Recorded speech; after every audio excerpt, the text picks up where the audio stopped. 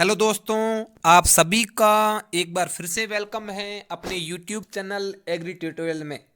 मैं आपका अपना दोस्त मोहन सोडा आज आपके लिए लेके आया हूँ एक बढ़िया सी क्वाइज जो अपन आज देखेंगे। आज का जो अपना लेक्चर रहेगा या फिर अपना जो टॉपिक रहेगा और वो रहेगा जैव उर्वरक bio fertilizer. Is it clear? बहुत ही बढ़िया टॉपिक है, मैंने बता रखा है। अगर अभी तक आपने अपना ये जो है टॉपिक नहीं देखा तो डिस्क्रिप्शन बॉक्स में अपना इस टॉपिक का जो है वो लिंक डाल देंगे अपन, तो वहाँ से आप आराम से देख लेना। चलें अब अपन क्वेश्चन की शुरुआत कर लेते हैं और आराम से एक एक क्वेश्चन सॉल्व करते हैं। और मेरे साथ आप भी क्वेश्चनों को सॉल्व करने का प्रयास करें और देखें और एनालिसिस करें कि आपके भी कितने क्वेश्चन राइट होते हैं। चलिए दोस्तों शुरुआत करते हैं। Question number first. Question number first क्या बोल रहा है कि निम्न में से कौन सा एक सहजीवी नाइट्रोजन जैव उर्वरक का उदाहरण है ना। सबसे पहले नाइट्रोजन जो जैव उर्वरक हैं वो क्या हैं, दो प्रकार के होते हैं। ठीक है, कौन कौन से? एक तो आपके होते हैं जो मैंने बता रखे हैं, एक तो होते हैं सहजीवी और एक होते हैं असहजीवी। ठीक है ना, असहजीवी। तो क्या है, सहजीवी और असहजीवी दो प्रकार के होते हैं। तो उसमें आपको मैंने दो प्रकार के बता रखे थे। तो सहजीवी के लिए मैंने एक ट्रिक बताई थी, वो ट्रिक अगर आपको याद है तो वो है थी RAS। IS नहीं है, RAS है। आर का मतलब राइजोबियम, ए का मतलब एजोला और एस का मतलब सहजीवी, है ना, ये वाला सहजीवी। तो जो इसमें नाइट्रोजन जैव उर्वरक में सहजीवी में क्या है, राइजोबियम और एजोला दो हैं। तो इसमें फर्स्ट में आपको दिखाई दे रहा है, वो आपको दिखाई दे रहा है आपके ड्राइज। फर्स्ट में फर्स्ट ऑप्शन जो है वो है एजेक्टोबैक्टर, सेकंड ऑप्शन है वो है आपको माइक्रोराइजा, थर्ड ऑप्शन जो है वो आपके हैं थर्ड ऑप्शन है माइक्रोराइजा और फोर्थ ऑप्शन जो है वो है एसिटोबैक्टर। तो सेकंड ऑप्शन क्या है, राइजोबियम है। तो इसका राइट आंसर क्या हो जाएगा, राइजोबियम। Is it clear? कहानी समझ में आ गई, क्वेश्चन क्या था और इसका आंसर क्या हो गया, राइजोबियम। ओके, अब अपन बढ़ते हैं क्वेश्चन नंबर सेकेंड के ऊपर। चलो, क्वेश्चन नंबर सेकेंड, ये आ गया क्वेश्चन नंबर सेकेंड कि निम्न में से कौन से जैव उर्वरक कार्बनिक पदार्थों का अपघटन करते हैं। ऐसे कौन से बायो फर्टिलाइजर हैं जो ऑर्गेनिक मैटर का अपघटन करते हैं? पहला ऑप्शन ऑर्थोबैक्टर, दूसरा ऑप्शन मेथेनोबैक्टर और तीसरा ऑप्शन ट्राइकोडर्मा और चौथा जो ऑप्शन है वो आया है उपयुक्त सभी। Is it clear? अब देखो इसमें क्या चला जाएगा अपना आंसर। फर्स्ट ऑप्शन जो अपन को दे रखा है वो दे रखा है ऑर्थोबैक्टर, दूसरा मेथेनोबैक्टर और तीसरा जो है ऑप्शन वो अपन को दे रखा है ट्राइकोडर्मा और चौथा ऑप्शन वो अपन को दे रखा है उपयुक्त सभी।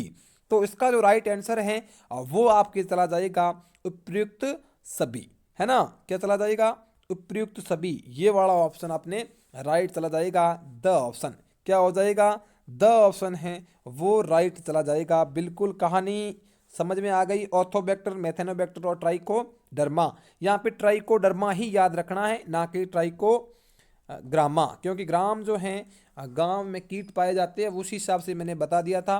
जो ट्राइकोग्रामा है वो एक परजीवी कीट है और ट्राइकोडर्मा एक फफूंद है। चलें आगे, क्वेश्चन नंबर सेकंड कंप्लीट हो गया। अब अपन चलते हैं क्वेश्चन नंबर थर्ड के ऊपर। ये लो, बहुत ही बढ़िया क्वेश्चन, बहुत ही प्यारा क्वेश्चन, बहुत बार एग्जाम में पूछा गया है। अगर आपने पिछले पेपर देखे हैं तो एजोला एक है, एजोला एक है। एजोला क्या है? सबसे फर्स्ट जो ऑप्शन है वो आपको दे रखा है कि कवकनाशी है क्या, दूसरा ऑप्शन जलीय फर्ण है क्या, तीसरा ऑप्शन अपन को दे रखा है कीटनाशक है क्या और चौथा ऑप्शन दे रखा है कवकनाशी है क्या। तो इसका जो राइट आंसर है वो आपके चला जाएगा जलीय फर्ण। तो इसका ऑप्शन क्या चला जाएगा, ब ऑप्शन, यानी कि जलीय फर्ण जो एजोला है वो एक जलीय फर्ण है, मैंने पहले बता रखा है। Is it clear? अब अपन चलते हैं क्वेश्चन नंबर 4 पर। तो क्वेश्चन नंबर 4 को पढ़ने से पहले थोड़ा स्क्रीन को अपन छोटा कर लेते हैं। अब आपको इजीली इस तरीके से दिखाई दे रहा है कि राइजोबियम मेलिलोटी राइजोबियम की एक प्रजाति है। ये आपको कहानी समझ में आ गई होगी। ये कौन सी फसल में उपयोग में ली जाती है? Is it clear? अब जो राइजोबियम है उसकी एक प्रजाति है, वो कौन सी है, राइजोबियम मेलिलोटी। राइजोबियम मेलिलोटी एक प्रजाति है जो कौन सी क्रॉप्स में उपयोग में ली जाती हैं। तो फर्स्ट ऑप्शन है आप देख सकते हो रिजका, दूसरा ऑप्शन मेथी, तीसरा ऑप्शन सेंजी और चौथा option all. Is it clear? तो इसमें अपना आंसर जो है वो क्या चला जाएगा, आप स्क्रीनशॉट लेते चलें, क्वेश्चन इजी भी है। देखो उसका, इसके लिए अपने एक ट्रिक पढ़ी थी रमेश जी के नाम से, रमेश है ना, र से रिजका, म से मेथी और श से सेंजी। तो इस हिसाब से आपको याद करना है, जो राइजोबियम मेलिलोटी एक राइजोबियम की प्रजाति है, वो रमेश जी उपयोग में लेते हैं, रिजका, मेथी और सेंजी। तो इसमें आपके तीनों ही ऑप्शन आ रखे हैं, तीनों ही ऑप्शन आ रखे हैं, तो इसमें सीधी और सिंपल आंसर चला जाएगा, वो ऑप्शन चला जाएगा द। Is it clear? कहानी समझ में आ गई? चलो अपन चलते हैं क्वेश्चन नंबर 5 के ऊपर। बहुत ही बढ़िया क्वेश्चन था, ये भी बहुत ही बढ़िया और शानदार क्वेश्चन है। आप देख सकते हो, दुनिया की एकमात्र दलहनी फसल जो नाइट्रोजन फिक्सेशन नहीं करती, दुनिया की एकमात्र दलहनी फसल जो नाइट्रोजन स्थिरीकरण का काम नहीं करती, चन्ना। फर्स्ट ऑप्शन दे रखा है चन्ना, दूसरा मोठ, तीसरा अरहर, चौथा राजमा। तो मैंने नोट करके लाइन लिखाई थी कि राजमा एकमात्र ऐसी फसल है जो नाइट्रोजन स्थिरीकरण का काम नहीं करती। तो इसका राइट आंसर है वो क्या है, द ऑप्शन है। Is it clear? चलो क्वेश्चन नंबर 6, और ये भी 4 नंबर क्वेश्चन की तरह हैं, आपको थोड़ा सा ध्यान रख सकते हो। ये मैंने कर लिया छोटा। अब देखो राइजोबियम ट्राइफोलाई, देखो यहाँ पे ट्राइफोलाई आया है। ट्राइफोलाई राइजोबियम की एक प्रजाति है जो कौन सी फसल में उपयोग में ली जाती है। फर्स्ट ऑप्शन सोयाबीन, दूसरा ऑप्शन बरसीम और तीसरा जो ऑप्शन है वो आपको बता रहा है अरहर, और चौथा ऑप्शन जो वो आपको बता रहा है आपके चौला। Is it clear? चौथा ऑप्शन क्या है, चौला। मैंने जब बताया था कि जो बोटनिकल जो नेम होते हैं वो आपको याद करने बहुत ही ज़रूरी है। अगर आपको यहाँ पे पता हो तो सोयाबीन को कहते हैं ग्लाइसिन मैक्स, बरसीम को कहते हैं ट्राइफोलियम लेग्जिड्रिनम और अरहर को कहते हैं कैजानस कैजान। उसी हिसाब से आपको सबके नाम अगर याद हैं तो आप इजीली इन तरीक़ों से क्वेश्चन को सॉल्व कर सकते हैं। Is it clear? देखो यहाँ पे क्या है, बरसीम जो है उसका नाम क्या है, ट्राइफोलियम लेग्जिड्रिनम, ठीक है ना। तो उसमें ट्राइफोलाई है ना, राइजोबियम की प्रजाति कौन सी, ट्राइफोलाई। तो ट्रे से ट्राई और ट्रे से ट्राइफोलियम, उसी हिसाब से आप याद कर सकते हो। तो इसका जो राइट आंसर है वो चला जाएगा ब, यानी कि बरसीम। ओके, अब अपन चलते हैं क्वेश्चन नंबर 7 के ऊपर। ये लो क्वेश्चन हो गया बड़ा। राइजोबियम के एक पैकेट का औसत वजन कितना होता है। एक अपन पैकेट लेके आए मार्केट से, उसका औसत वजन कितना है, 20 gram, 200 gram, 100 gram, 65 gram. Is it clear?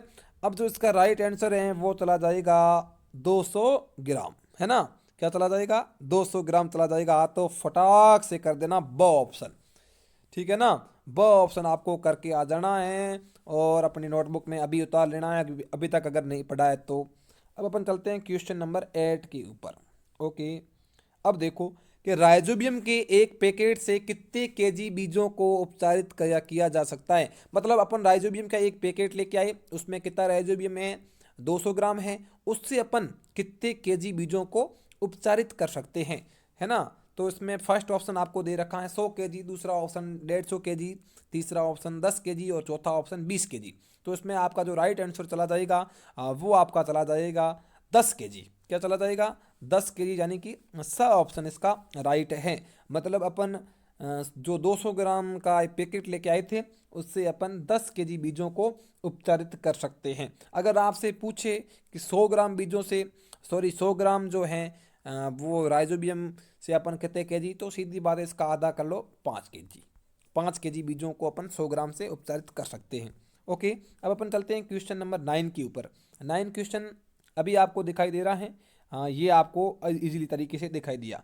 अब देखो, निम्न में से चावल की फसल से कौन सा जैव उर्वरक संबंध रखता है। फर्स्ट ऑप्शन एजोला, दूसरा ऑप्शन BGA यानी कि ब्लू ग्रीन एल्गी, तीसरा ऑप्शन साइनोबैक्टीरिया और चौथा ऑप्शन ऑल। तो जो एजोला है, BGA है और साइनो जो बैक्टीरिया है, ये तीनों ही एक ही हैं और इनका सबका संबंध किससे है, चावल की फसल से है। तो जो इसका राइट आंसर हो जाएगा वो हो जाएगा ऑल। Is it clear? कहानी समझ में आ गई? क्वेश्चन क्या है, इसका राइट आंसर क्या हो जाएगा, डी। नंबर 9 क्वेश्चन नंबर समझ में आ गया। अपन चलते हैं क्वेश्चन नंबर 10 के ऊपर। 10 नंबर जो क्वेश्चन है वो क्या बता रहा है, क्या बता रहा है कि जैव उर्वरकों के प्रयोग से फसलों की उपज में वृद्धि होती है। यानी कि अपन जैसे जैव उर्वरक, जैसे कि बायो फर्टिलाइजर का अपन उपयोग कर रहे हैं तो अपनी जो फसल है उसकी उपज में कितनी वृद्धि होगी, कितना प्रोडक्शन बढ़ेगा, इसके लिए ये क्वेश्चन पूछ रहा है। ठीक है, सबसे फर्स्ट ऑप्शन आपको दे रखा है 50 से 60%, दूसरा ऑप्शन 45 से 50%, और जो तीसरा ऑप्शन है वो अपन को दे रखा है 20 से 25%, चौथा ऑप्शन आपको उनको दे रखा है 30 से 40%। तो इसका राइट आंसर क्या हो जाएगा, 20 से 25%। जैसे ही अपन बायो फर्टिलाइजर का प्रयोग करते हैं तो अपना जो प्रोडक्शन है वो 20 से 25% बढ़ जाता है। और इससे एक क्वेश्चन अपन मिलता जुलता और देख लेते हैं। अपन मुख्यतः उर्वरक जो है फर्टिलाइजर है वो पोटास और एनपीके का ही प्रयोग करते हैं, और ज़्यादातर नाइट्रोजन और फॉस्फोरस का ही उपयोग अपन करते हैं। तो उसकी जो मात्रा है उसकी मात्रा में कितनी कमी आ जाती है। जैसे ही अपने जैव उर्वरकों का अपने खेत में प्रयोग करना प्रारंभ कर दिया तो उसके हिसाब से जो आपके बायो फर्टिलाइजर हैं उनकी मात्रा में कितनी कमी आती है, मतलब उसकी मात्रा अपन कितनी कम यूज़ कर सकते हैं और उसकी जगह वो बायो फर्टिलाइजर उनका कम कर लेते हैं। तो उसमें जो आपका आपका आंसर चला जाएगा वो भी चला जाएगा 20 से 25%। तो दोनों के आंकड़े सेम हैं, इसलिए मैंने आपको यहाँ पे बताना उचित समझा। ये भी क्वेश्चन आप अपनी कॉपी में ऐड कर लेना। ओके, अब अपन चलते हैं क्वेश्चन नंबर 11 के ऊपर। क्या बोल रहा है कि माइकोराइजा जो शब्द हैं वे किस वैज्ञानिक के द्वारा दिया गया। माइकोराइजा जो शब्द हैं ये किस वैज्ञानिक के द्वारा दिया गया। तो फर्स्ट ऑप्शन स्मिथ, दूसरा ऑप्शन एडम, तीसरा ऑप्शन फ्रैंक, चौथा option none of this. Is it clear, कहानी समझ में आ गई। देखो माइकोराइजा जो शब्द हैं वो कौन सी वैज्ञानिक के द्वारा दिया गया, तो इसमें मैंने आपको भी बता रखा है माइकोराइजा जो शब्द है ये फ्रैंक नामक वैज्ञानिक के द्वारा दिया गया। तो इसमें जो आपका राइट आंसर हो जाएगा वो हो जाएगा Frank. Is it clear, okay. अब अपन चलते हैं क्वेश्चन नंबर 12 के ऊपर कि निम्न में से कौन सा जैव उर्वरक लिग्निन का अपघटन करता है। तो जो कार्बनिक पदार्थों का अपघटन करता है उसमें मुख्यतः सेल्यूलोज और लिग्निन का अपघटन किया जाता है। तो लिग्निन का अपघटन करने वाले कौन से जैव उर्वरक हैं। फर्स्ट ऑप्शन है आपके ऑर्थोबैक्टर, दूसरा ऑप्शन एस्परजिलस और तीसरा ऑप्शन बी दोनों, चौथा इनमें से कोई नहीं। तो इसका जो राइट आंसर है वो चला जाएगा स, यानी कि ऑर्थोबैक्टर भी करता है और एस्परजिलस भी करता है ना। ऑर्थोबैक्टर और एस्परजिलस दोनों ही करते हैं। इज क्लियर, कहानी समझ में आ गई। ये दोनों ही हैं, ये क्या करते हैं आपके जो लिग्निन है इसका अपघटन करते हैं। ओके ओके, चलते हैं आगे। निम्न में से कौन सा फॉस्फोरस अवशोषक जैव उर्वरक है। मैंने फॉस्फोरस उर्वरक पढ़ाई तब जैव उर्वरक पढ़ाई तो मैंने आपको बताया कि ये भी दो प्रकार के होते हैं। एक तो सोल्यूबल होते हैं, मतलब जो आप जल में घुलनशील हो जाते हैं, फॉस्फोरस में घुलनशील हो जाते हैं, और कुछ एक फॉस्फोरस का अवशोषण कर लेते हैं। तो अवशोषण कौन से करते हैं, तो उसके लिए मैंने आपको ट्रिक लिखा रखी थी और हर किताब में भी मिल जाती है आपको। वार्म, वेस्कुलर, अर्बस्कुलर और माइकोराइजा, ये तीनों ही आपके फॉस्फोरस अवशोषक जैव उर्वरक हैं। तो आपको फर्स्ट ऑप्शन वेस्कुलर दिखाई दे रहा है और सेकंड आपके अर्बस्कुलर और थर्ड माइकोराइजा। तो इसका जो राइट आंसर है वो चला जाएगा द, यानी कि ऑल। Is it clear. अब अपन चलते हैं क्वेश्चन नंबर लास्ट अपना क्वेश्चन है, निम्न में से कौन सा एक वायवीय नाइट्रोजन जैव उर्वरक है, अवायवीय नाइट्रोजन जैव उर्वरक है ना। क्वेश्चन क्या बोल रहा है, सबसे पहले नाइट्रोजन जैव उर्वरक तो है लेकिन कैसा है, अवायवीय है, मतलब इसको वायु की जरूरत नहीं पड़ती, है ना। तो देखो सबसे फर्स्ट ऑप्शन अपन को दे रखा है एजेक्टोबैक्टर, दूसरा एसेटोबैक्टर, तीसरा एजोस्पिरिल्लम और जो चौथा है वो है क्लास्ट्रीडियम। तो जो वायवीय हैं, अगर मैं वायवीय की बात करूं तो आपको ट्रिक याद रखनी है, ट्रिपल ए, एजेक्टोबैक्टर, एसिटोबैक्टर और एजोस्पिरिल्लम, ये आपके वायवीय हैं। कौन से हैं, वायवीय हैं। लेकिन अगर आपसे पूछे अवायवीय तो एक ही है, वो कौन सा है, वो कौन सा है प्यारे विद्यार्थियों, वो है आपके क्लास्ट्रीडियम। तो जो इसका राइट आंसर है वो आपके क्या चला जाएगा, क्लास्ट्रीडियम। इज इट क्लियर, कहानी समझ में आ गई। ये बातें थी, उससे अपन कुछ देखते हैं, अगर कुछ नीचे दे रखा हो। चलो ये दे रखा है यहाँ पे, आप देख लेते हैं क्या बता रखा है कि राइजोबियम का पुराना नाम था। जो राइजोबियम है उसका जो पुराना नाम था वो क्या था, बेसिलस रेडसीफोला। हाँ, रोडसीफोला।